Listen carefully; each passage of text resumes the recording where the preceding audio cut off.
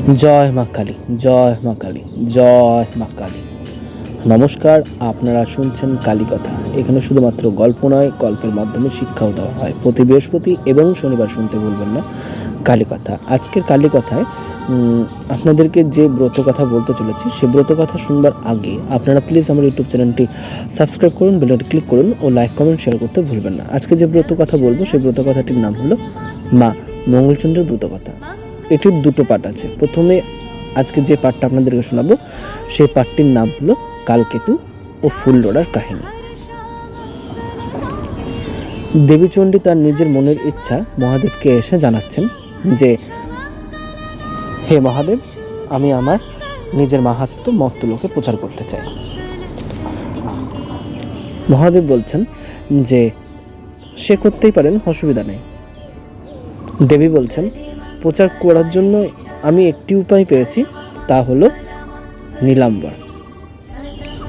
মহাদেব বলছেন, না, নীলাম্বরের দিয়ে হবে না। তার কারণ নীলাম্বর সেই ফুল তুলে নিয়ে আসে এবং সেই ফুল দিয়ে তার বাবা আমায় পুজো করতে আসে। সেই হিসেবে সেও আমার উপাসক, তো তাকে আমি এমন শাস্তি দিতে পারবো না। তুমি অন্য কোনো উপায় ভাবো। তো দেবী বলেন, ঠিক আছে, দেখছি। এই বলে দেবী সেখান থেকে চলে যান। এরপর নীলাম্বর স্বর্গে সে আর কি ফুলের বাগানে যায়। সেই ফুলের বাগানে ফুল তুলতে যাবে, এমন সময় দেখে যে সমস্ত ফুল যেন উধাও, কোথাও নেই ফুল। এরপর সে মর্ত্যলোকে আসে। তার সঙ্গে সঙ্গে দেবীও তার পিছু নেয় এবং তার পিছনেই আসে এবং একটি গাছের আড়াল থেকে তার কাজ সমস্ত কিছুই দেখে। দেবী তখন ছদ্মবেশে অর্থাৎ ভ্রমর রূপ ধারণ করে নেয়। এদিকে নীলাম্বর যখন ফুল তোলে, সেই ফুলের মধ্যে সে লুকিয়ে যায়। নীলাম্বর সেই ফুলটা তুলে নিয়ে এসে তার বাবা পিতা ইন্দ্রদেবকে দেয়। ইন্দ্রদেব সেই ফুল নিয়ে মহাদেবের কাছে গিয়ে উপস্থিত হয় এবং মহাদেবকে সেই ফুল অর্পণ করতে থাকে এবং সেই ফুল থেকেই বেরিয়ে আসে একটি কালো ভ্রমর এবং সেই ভ্রমর মহাদেবের পায়ে দংশন করে। মহাদেব কিছু না বুঝতে পেরে রুষ্ট হয় এবং রুষ্ট হয়ে সে দেবরাজ ইন্দ্রদেবকে অভিশাপ দিতে দেওয়ার জন্য উদ্ধত হয়ে ওঠে। তারপর মহাদেবকে দেবরাজ ইন্দ্রদেব বলে যে, কি হয়েছে, আমার কি ভুল হয়েছে, আমাকে বলুন। দেবরাজ ইন্দ্র বলে, তুমি যে ফুল নিয়ে আমাকে পুজো দিতে এসেছো, সেই ফুলে তুমি দেখতে পাওনি যে পোকা ছিল? তখন বলছে, না মহাদেব, আমি তো ফুল তুলে নিয়ে আসিনি, আমার ছেলেই ফুল নিয়ে আসে। তাহলে আমি তোমার ছেলেকেই অভিশাপ দিচ্ছি, ও এক্ষুনি স্বর্গচ্যুত হবে। তো নীলাম্বর বলে, আমি আপনার এই অভিশাপ মাথা পেতে নিলাম। নীলাম্বর যখন স্বর্গচ্যুত হচ্ছে, সেই সময় তার স্ত্রী ছায়া এসে উপস্থিত এবং বলে যে, মহাদেব, আপনি যখন নীলাম্বরকে অভিশাপ দিচ্ছেন, আমি নীলাম্বর সঙ্গেই নিচে মর্ত্যলোকে যেতে চাই। তখন বলছে, ঠিক আছে, তোমার এই মনের ইচ্ছা পূর্ণ হবে, এবং দুজনাকেই মর্ত্যলোকে পাঠায়। নীলাম্বর স্বর্গচ্যুত হয়ে কালকেতু নাম নিয়ে জন্মগ্রহণ করে এক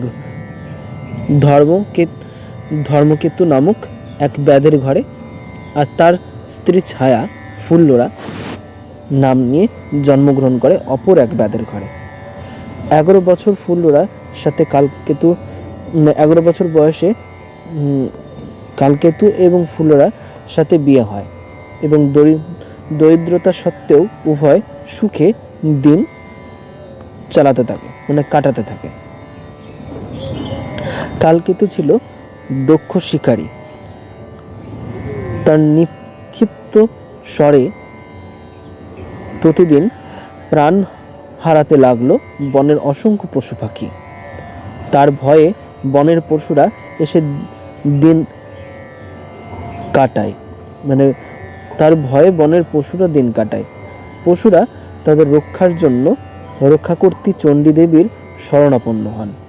একদিন দেবী চণ্ডী বনের সব পশু লুকিয়ে রাখল। ফলে শিকার না পেয়ে কালকেতু না খেয়েই থাকলো সেদিন। পরের দিন আবার কালকেতু শিকারে গেল। বনের সব পশু লুকিয়ে দেবী একটি গুইসাপের রূপ ধারণ করে, স্বর্ণ গুইসাপের রূপ ধারণ করে ঝোপের পাশে পড়ে রইল। চণ্ডী মায়ায় সেদিন কালকেতু কোনো শিকার পেল না। বিরক্ত হয়ে পথে দেখা অশুভ চিহ্ন সেই স্বর্ণকায় গুইসাপকে বেঁধে নিয়ে বাড়িতে এলো। কোনো শিকার না পেয়ে এটি খেয়ে নেওয়ার সিদ্ধান্ত নিল। স্ত্রীকে পাশের বাড়ি থেকে খুদ আনার জন্য বলল এবং নিজে বাজারে বেরোলো। ফুল্লরা পাশের বাড়ি থেকে এসে দেখে সেখানে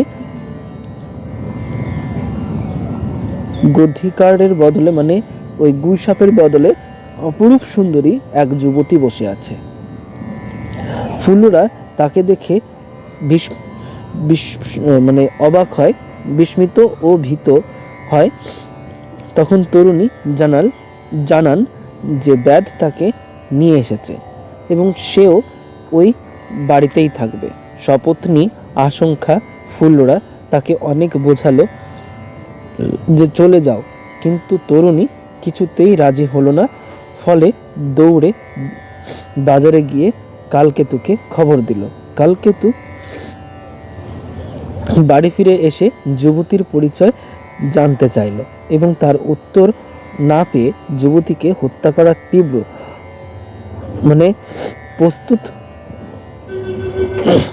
প্রস্তুত হলো। তখনই দেবী চণ্ডী সমূর্তি ধারণ করে কালকেতুকে তার পুজোর প্রচার করতে বলল।